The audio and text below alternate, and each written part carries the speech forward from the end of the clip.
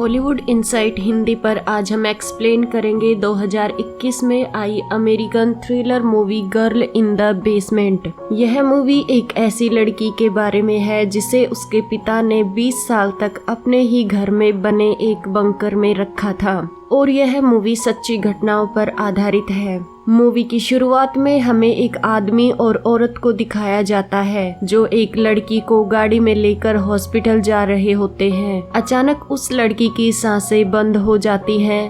औरत उस आदमी से गाड़ी तेज चलाने के लिए कहती है। थोड़ी देर बाद वो लोग हॉस्पिटल पहुंच जाते हैं और डॉक्टर उस लड़की को आईसीयू में ले जाते हैं। उसके बाद हमें 20 साल पहले का सीन दिखाया जाता है जिसमें सैरा अपनी बहन एमी और अपने माता पिता डॉन और आयरिन के साथ डिनर कर रही होती है। डिनर के बाद जब सैरा अपने दोस्तों के साथ पार्टी में जाने के लिए कहती है तो डॉन उसे मना कर देता है। सैरा अपने कमरे में चली जाती है और वहां से चुपचाप निकलकर अपने बॉयफ्रेंड क्रिस्टोफर के साथ पार्टी करने चली जाती है। जब सैरा के माता पिता उससे बात करने जाते हैं तो उन्हें पता चल जाता है कि सैरा पार्टी में चली गई है। इससे डॉन बहुत ही ज्यादा अपसेट हो जाता है। सैरा अपने बॉयफ्रेंड क्रिस्टोफर के साथ पार्टी में एंजॉय करती है और बाद में वह दोनों एक दूसरे से अपने प्यार का इजहार करते हैं। उसके बाद क्रिस्टोफर उसके लिए एक गाना भी गाता है। सुबह जब सैरा घर वापस आती है तो डॉन उसे क्रिस्टोफर के साथ देख लेता है और जब वह उसे क्रिस्टोफर के बारे में पूछता है तो सैरा उसे कहती है कि जब वह 18 साल की हो जाएगी तो वह इस घर को छोड़कर भाग जाएगी। बाद में जब सैरा अपनी माँ और बहन के साथ बात कर रही होती है तो वह उन्हें बताती है कि वह 18 साल की होने के बाद इस घर से चली जाएगी क्योंकि उसका पिता उसे बिल्कुल भी फ्रीडम नहीं देता है। डॉन बाहर से उनकी बातचीत को सुन लेता है। इसके बाद डॉन नीचे बेसमेंट में जाता है जहां वह एक अलमारी को हटाकर उसके अंदर एक खुफिया कमरे को खोलता है। फिर हमें 3 महीने बाद का सीन दिखाया जाता है। उस दिन जब सैरा और डॉन घर में अकेले होते हैं तो डॉन उसे एक बॉक्स को रखने के लिए नीचे बेसमेंट में लेकर जाता है और डॉन उसे ले जाकर नीचे बेसमेंट में बंद कर देता है। सैरा हेल्प के लिए चिल्लाती है लेकिन वह बेसमेंट साउंड प्रूफ होता है। फिर वह उस बॉक्स को चेक करती है जिसे रखवाने के लिए वह अंदर आई थी और उसमें उसे उसी के कपड़े और कुछ सामान मिलता है। इसके बाद सैरा दरवाजे पर लगे लॉक को खोलने के लिए पासवर्ड लगाती है और लगातार 3 बार गलत पासवर्ड लगने की वजह से उस बेसमेंट के अंदर की लाइट चली जाती है और वह एग्जॉस्ट फैन भी बंद हो जाता है जिससे उसमें हवा की सप्लाई होती थी। उसके कुछ समय बाद फिर लाइट वापस आ जाती है। सैरा फिर से लॉक खोलने की कोशिश करती है और फिर दोबारा लाइट चली जाती है और इसी तरह 4 दिन गुजर जाते हैं। चौथे दिन डॉन अंदर आता है तो सैरा उसे धक्का मारकर भागने की कोशिश करती है लेकिन वहाँ एक दूसरा गेट भी होता है और वह लॉक होता है। डॉन उसे फिर से पकड़कर अंदर लाता है और उसे बताता है कि जब तक वहाँ पावर होगी तब तक यहाँ ताजी हवा आती रहेगी और वह दरवाजे के लॉक कोड को डेली बदलता रहेगा। उसके बाद डॉन उसके साथ दुष्कर्म करता है और उसे ऐसे ही छोड़कर चला जाता है। अगले दिन सैरा की माँ पुलिस में कंप्लेंट कर देती है और एक पुलिस वाला उनके घर इंक्वायरी करने आता है। डॉन उस पुलिस वाले को बताता है कि उसकी बेटी यहाँ से भागने के लिए प्लान कर रही थी। वह यहाँ से फ्लोरिडा जाना चाहती थी लेकिन सैरा की माँ कहती है कि उसकी बेटी उसे गुड बाय बोले बिना नहीं जा सकती है। पुलिस वाला कहता है कि हो सकता है वह फ्लोरिडा ही चली गई हो। कुछ दिन बाद में फोन करके वो अपने आप ही सब कुछ बता देगी। उसके बाद 7 दिन गुजर जाते हैं और एक दिन क्रिस्टोफर डॉन से सैरा के बारे में पूछताछ करता है तो डॉन उसे झूठ कह देता है कि सैरा अपने पड़ोसी स्टीव के साथ फ्लोरिडा भाग गई है। इससे क्रिस्टोफर काफी परेशान हो जाता है और वहां से चुपचाप चला जाता है।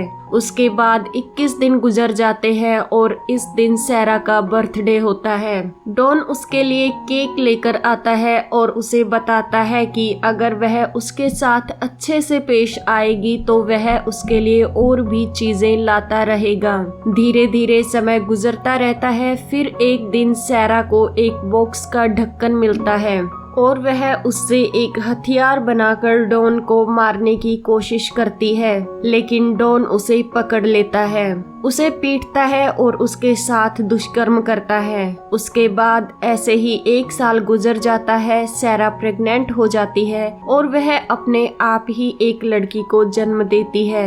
इसका नाम वह मैरी रखती है। ऐसे ही 4 साल और गुजर जाते हैं और सैरा फिर से प्रेग्नेंट हो जाती है। अब वह डॉन के साथ ठीक ठाक तरीके से व्यवहार करती है क्योंकि वह इसे ही अपनी किस्मत मान चुकी होती है।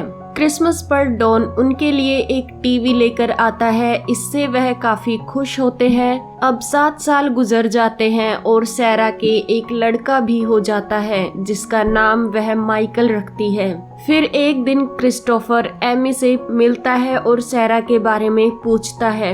एमी उसे बताती है कि सैरा तो पिछले 7 साल से गायब है। फिर क्रिस्टोफर उसे डॉन की बातों के बारे में बताता है जो उसने उसे सैरा के स्टीव के साथ भागने के बारे में बताई थी। इससे एमी को डॉन पर ही शक होने लगता है। इसके बाद एमी और उसकी माँ डॉन से लड़ने लगती हैं और एमी की माँ एक प्राइवेट इन्वेस्टिगेटर हायर करने के लिए कहती है।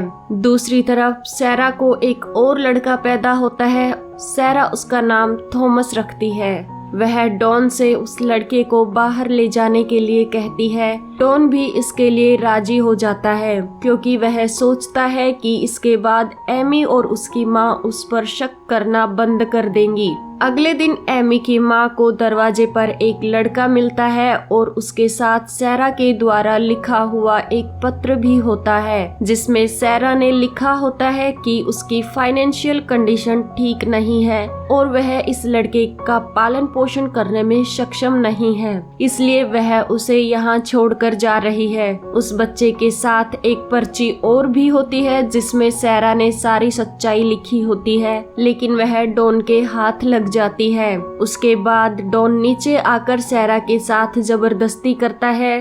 धीरे धीरे टाइम गुजरता है और सैरा के बच्चे बड़े हो रहे होते हैं। सैरा अपने बच्चों को खुद ही पढ़ाती है और बाहर की दुनिया के बारे में सारी जानकारियां देती रहती है।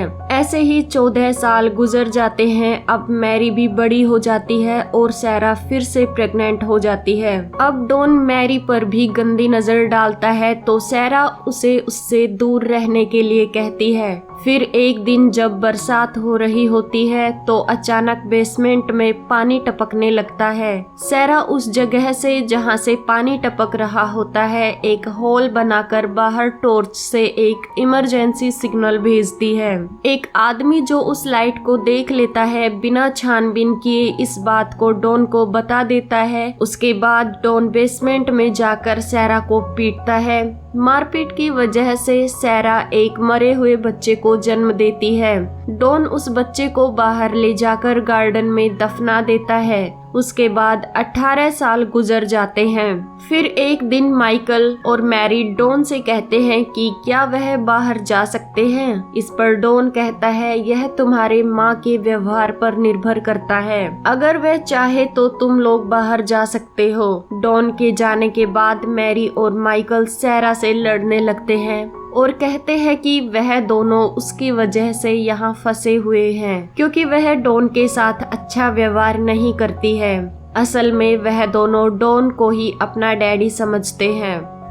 यह सुनकर सैरा बहुत ही गुस्से में आ जाती है और सारी चीजें इधर उधर बिखेरने लगती है, लेकिन कमजोर होने की वजह से वह जमीन पर गिर जाती है। इसके बाद माइकल और मैरी सारी चीजों को व्यवस्थित करते हैं और अपनी माँ को सॉरी बोलते हैं। उसके बाद सैरा उन दोनों से कहती है कि अब वह बड़े हो गए हैं, इसलिए वह उन्हें अपनी सारी कहानी सच सच बता देती है।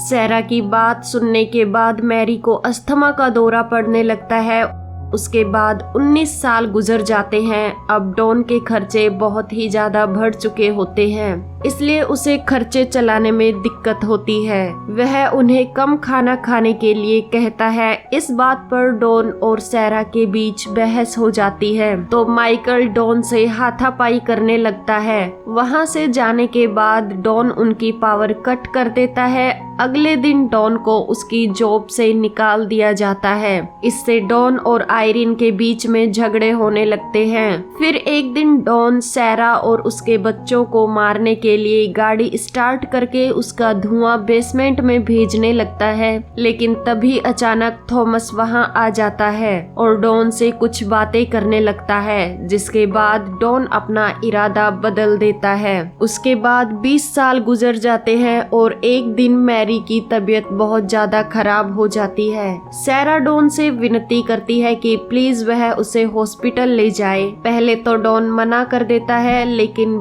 फिर बाद में वह मान जाता है। वह सैरा से कहता है कि अगर उसने बाहर जाकर किसी को बताया तो वह माइकल को मार देगा। फिर कहानी प्रेजेंट में आ जाती है, जब सैरा और डॉन मैरी को लेकर हॉस्पिटल पहुंच जाते हैं। हॉस्पिटल में नर्स डॉन को एक फॉर्म भरने के लिए देती है। जब डॉन फोन पर बिजी होता है तो सैरा फॉर्म पर पानी गिरा देती है। जैसे ही डॉन दूसरा फॉर्म लेने के लिए जाता है, तभी सैरा वहां से उठकर एक पुलिस वाले के पास चली जाती है और वहां जाकर सब कुछ बता देती है। उसके बाद पुलिस डॉन को गिरफ्तार कर लेती है। कुछ समय बाद मैरी को भी होश आ जाता है।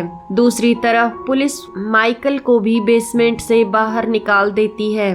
फिर हमें कुछ समय बाद का सीन दिखाया जाता है, जब सैरा अपनी माँ और एमी के साथ बैठी होती है। तभी क्रिस्टोफर उससे मिलने आता है। फिर वह दोनों एक दूसरे से बात करते हैं और क्रिस्टोफर उसे नहीं ढूंढने के लिए सॉरी बोलता है। उसके बाद क्रिस्टोफर और सैरा बाइक पर राइड करने के लिए निकल जाते हैं और इसके साथ ही यह मूवी खत्म हो जाती है। अगर आपको हमारा यह मूवी एक्सप्लेनेशन अच्छा लगा हो तो इस वीडियो को लाइक और शेयर कर देना और ऐसे ही अन्य वीडियोस के लिए हमारे चैनल को सब्सक्राइब कर देना। धन्यवाद।